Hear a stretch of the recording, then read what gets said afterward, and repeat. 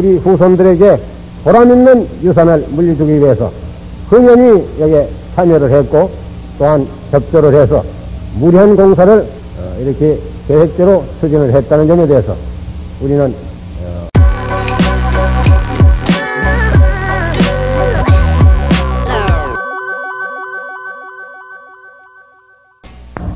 친애하는 부산 시민 여러분, 앞으로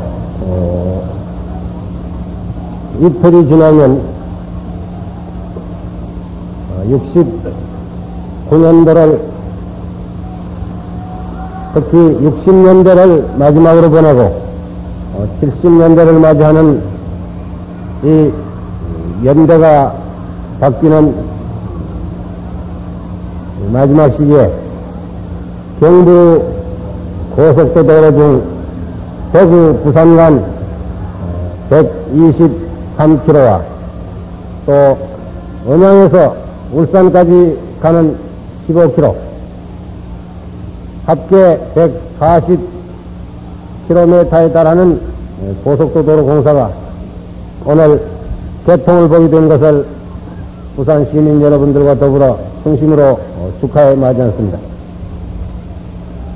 경부 고속도 도로는 작년 2월 1일 날 서울 부근에서 시공식을 올리고 지금 약 2년 만에 전 구간 428km 중 오늘 현재로 대전과 대구 구간 150km를 제외하고 나머지는 전 구간이 개통이 되었습니다. 대전과 대구 사이는 여러 가지 난공사 구간이기 때문에 약간 공사가 늦어서 내년 2월달이면 이것이 개통이 될 것입니다. 그렇게 되면 서울 부산 간 옛날 위수로 천리길이 한양 천리길이 1일 생활권으로서 불과 한 4시간 반 내지 5시간의 거리로서 완전히 개통이 되게 될 것입니다. 이 공사는 처음에 시작할 때 여러 가지 반대도 있었고 현재 우리 형편으로서는 다소 무리한 그런 공사가 아니겠느냐 하는 얘기도 있었습니다만 물론 그러한 반대를 하는 사람들의 의견도 일리가 있었다고 생각을 합니다. 첫째는 이와 같은 방대한 공사를 오늘날 우리나라의 기술로서 이것이 가능하겠느냐 하는 문제와 설령 기술이 가능하다 하더라도 이와 같은 공사를 하기 위한 방대한 돈이 어디서 나오겠느냐 하는 이러한 문제도 있었고 또 기술과 돈이 있다 하더라도 다른 나라에서 선진국가에서도 이러한 공사를 하자면 적어도 한 10년 이상 걸리는데 2년 내지 2년 반에 이것을 완공하겠다는 정부의 계획이 좀 무모하지 않느냐. 또 한 가지는 기술도 좋고 돈도 좋고 또 2년 반에 이것이 완공이 된다 하더라도 오늘날 우리 형편에서 여러 가지 다른 부문에 돈이 있으면 투자를 해야 될 부문이 많이 있을 텐데 이러한 고속도 도로에 이러한 막대한 예산을 우선적으로 지급하는 것이 어떻겠느냐 하는 그러한 문제점들이었습니다. 그러나 지금 이 시점에 와서 이 고속도 도로를 우리가 다른 모든 사업보다도 우선적으로 착공을 했다 하는 문제에 대해서는 거의 의의를 가진 사람이 없고 모든 국민들이 다 납득을 하고 있으리라고 생각합니다. 특히 이 공사를 통해서 우리가 자랑스럽게 생각하는 것은 이 거창한 우리 민족 역사상 가장 방대한 큰 공사였는데도 불구하고 여기에 모든 기술을 우리나라의 기술진의 힘에 의해서 했다 하는 문제입니다. 또 한 가지는 이 공사는 순전히 우리나라의 돈으로 가지고 우리 예산만 가지고 했다 하는 문제입니다. 또 한 가지는 다른 나라에서는 이러한 공사를 적어도 한 10년 정도 기간이 걸릴 텐데 우리의 기술과 우리의 재원으로서 불과 2년 반에 완공할 수 있었다 하는 우리들의 자부심입니다. 특히 이 공사는 기간이 빨리 됐다는 문제도 있겠지만 여기에 소요된 공사비가 다른 어느 나라보다도 싸게 먹었다.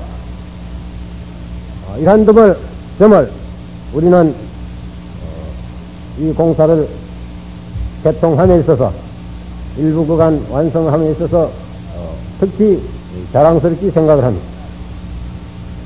물론 이 공사 기간 중에 있어서는 여러 가지 어려운 문제와 또한 무리한 그런 일들이 많았다는 것을 국민 여러분들이 아셔야 될 줄 압니다.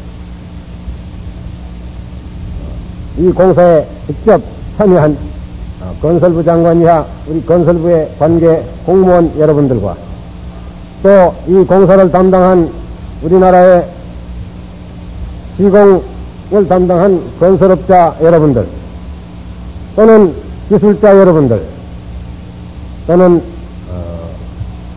군 공병 장교를 포함한 감독관 여러분들 이러한 분들이 지난 2년 동안 거의 밤과 낮이 없이 불철주야로 이 공사를 강행을 해왔던 것입니다.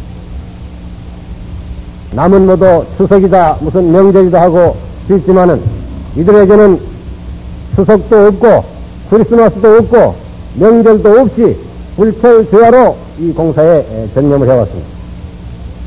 특히 이 공사에 참여한 우리나라의 건설업자 여러분들에 대해서 나는 이 자리를 빌어서 또한 제하의 말씀을 드리고자 합니다. 원래 건설업자라는 것은 이런 공사를 맡을 때에는 이러한 사업을 통해서 어느 정도 수지가 맞아야 되는 겁니다. 돈을 좀 벌어야 되는 겁니다. 그러나 이번 이 공사만은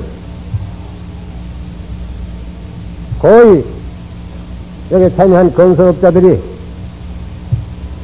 이익이라든지 수지라는 것을 완전히 소홀을 해서 일부 지역에 있어서는 손해를 보고 적자를 보는 한이 있더라도 이런 것을 전부 소홀을 해서 이 역사적인 사업에 또한 우리가 이것을 완공을 해서 우리 후손들에게 보람있는 유산을 물려주기 위해서 흥연히 여기에 참여를 했고 또한 협조를 해서 무리한 공사를 이렇게 계획대로 추진을 했다는 점에 대해서 우리는 이 공사에 참여한 우리나라 건설업자 여러분들에 대해서 중심으로 고마운 뜻을 표하고자 합니다.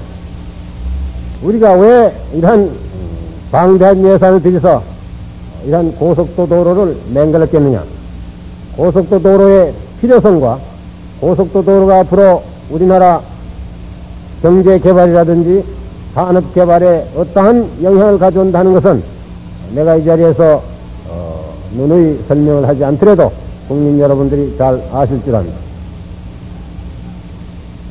특히 최근에 있어서는 근대 산업 국가에 있어서는 세 가지 주요한 요소가 있다고 합니다.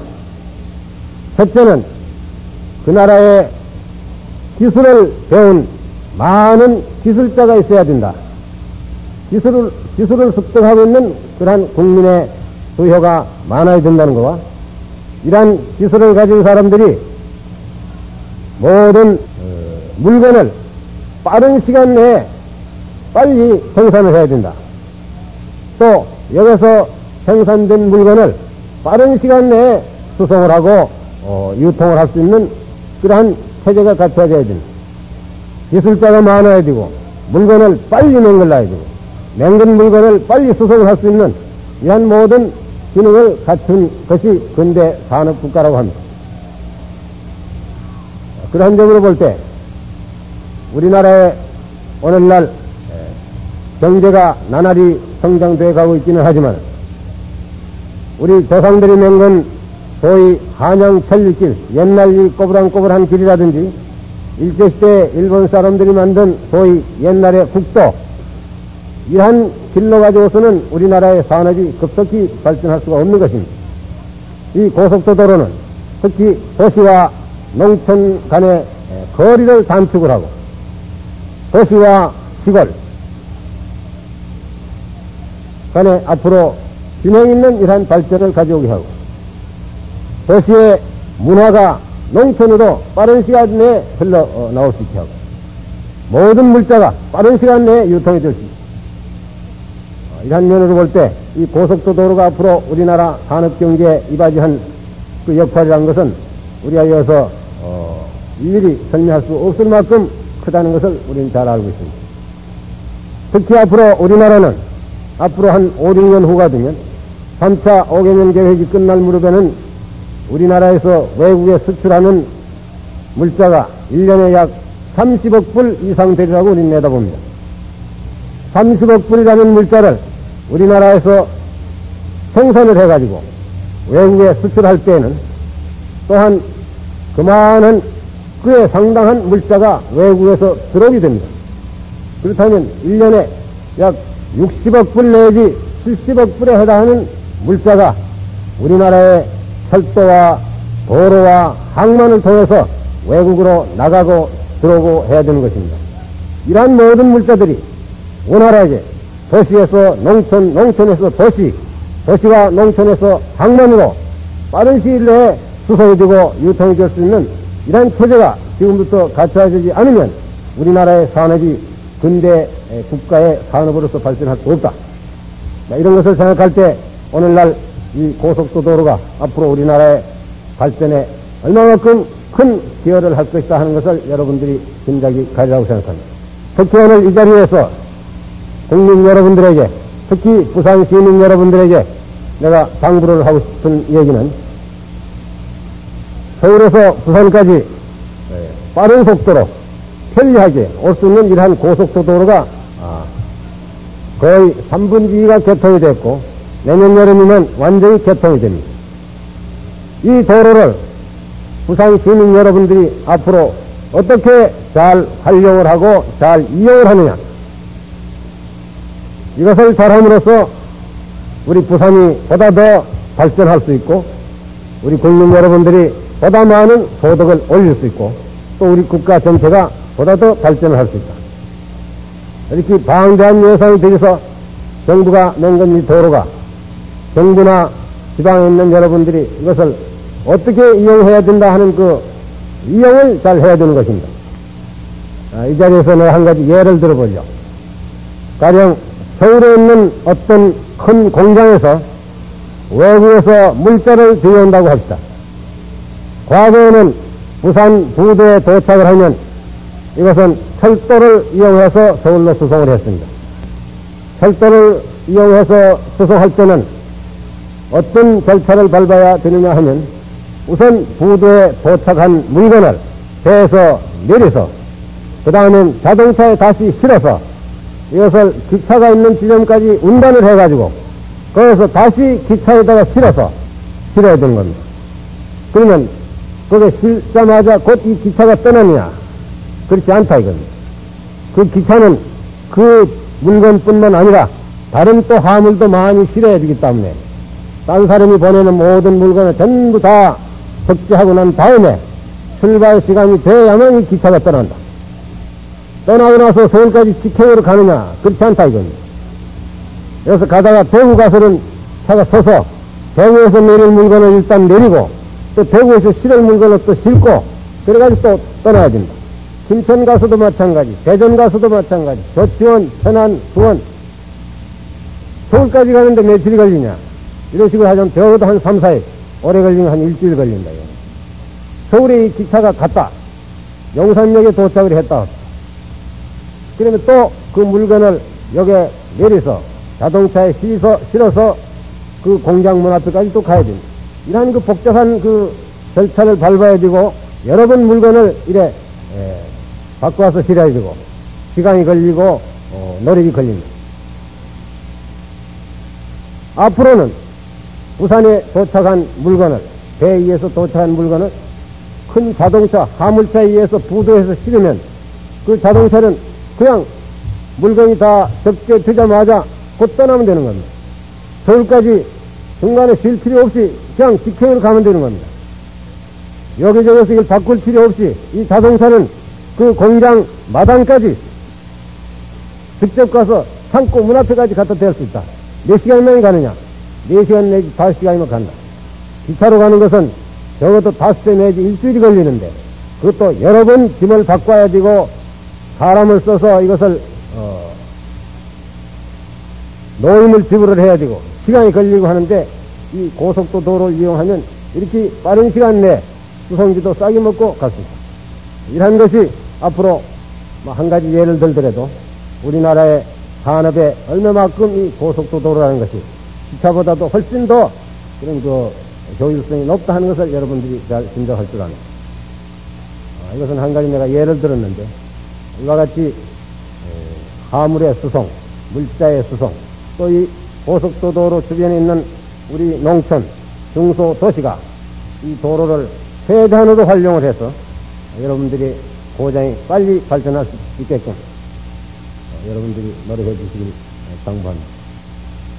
다시 한번 이 공사에 참여한 모든 관계 공무원들과 또는 시공업자 여러분들, 기술자, 노무자, 또 그 도로 주변에 있는 주민 여러분들의 협조에 대해서 감사의 말씀을 드립니다. 감사합니다.